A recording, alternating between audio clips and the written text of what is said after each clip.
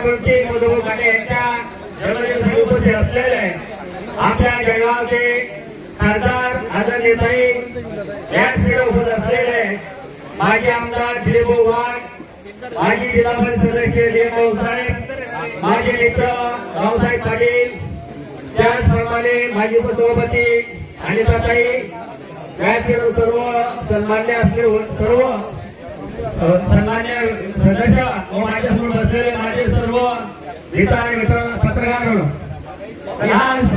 या वडगाव नगरीमध्ये या छोट्याशा गावामध्ये एक आपला पुत्र मधुभाऊ काटे यांच्या वाढदिवसानिमित्ताने सर्व त्यांचे मित्र वाढदिवसानिमित्त जमलेले आहात। एका बाजूला वाढदिवस चालू, एका बाजूला उद्घाटनाचा कार्यक्रम आहे। ज्यावेळी छोट्याशा गावामधून नेतृत्व द्यायला असताना आपल्या तालुका आणि जिल्हा लेवलला नेतृत्व द्यायला असताना गावाचा काय फरक होते आपण पाहिलेलं आहे। मधुभाऊच्या संदर्भात सांगायचं झालं, इथे 2 तास अपुरे वाटतील, पण अनेक लोक तिथे बोलण्यासाठी उपस्थित आहेत। मधुभाऊच्या संदर्भात सांगत असताना मधुभाऊ 2019 मध्ये जर मधुभाऊने आमदारकीचा फॉर्म भरला असता तर मधुभाऊ या मतदारसंघाचे आमदार राहिले असते, पण ते मधुभाऊला गाडा गाण्याची सवय नाही आहे, त्याच्यामध्ये त्या ठिकाणी थांबले।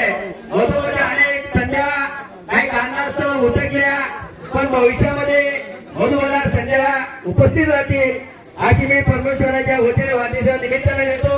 मधुभाऊच्या संदर्भात सांगायचं झालं, मधुभाऊ एक अतिशय वक्तृत्व संदर्भात विकास पुरुष असा आहे, ज्याच्यात त्यांचा लोकनायक पुरस्कार त्यांना प्राप्त झाला आणि आपल्या तालुक्याला छोट्याशा गावामध्ये नेतृत्व द्यायला रावसाहेब दिवस असतील, उद्धव बलाटे असतील, हे छोटे छोटे गाववाले आपल्या तालुक्यामध्ये राज करत आहे, म्हणून यांना सुद्धा मी पुन्हा शुभेच्छा देतो आणि भविष्यामध्ये छोट्या गाव मोठ्या गावांना सुद्धा बघितलं गेलं पाहिजे।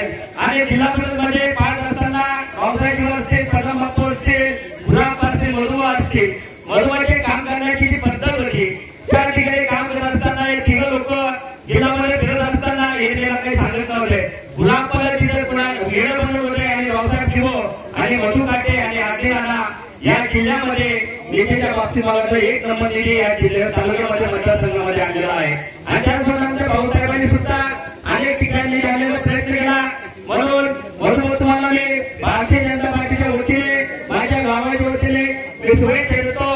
तुमचं आयुष्य सुखमय समृद्ध व्हावं, येणाऱ्या निवडणुका ज्या ज्या निवडणुका असतील तुम्हाला यश प्राप्त व्हावं,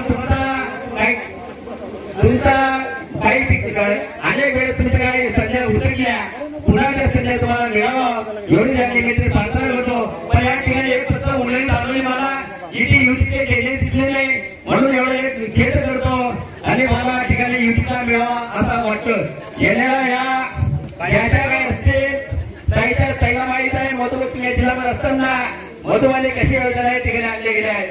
मधुभाऊ आणि रावसाहेब दिवो तुम्ही सुद्धा मला कुठेतरी मार्गदर्शन करा, छोटे छोटे गाववाले या तालुक्यामध्ये राज्य करत आहात, आम्हाला सुद्धा या ठिकाणी करावं।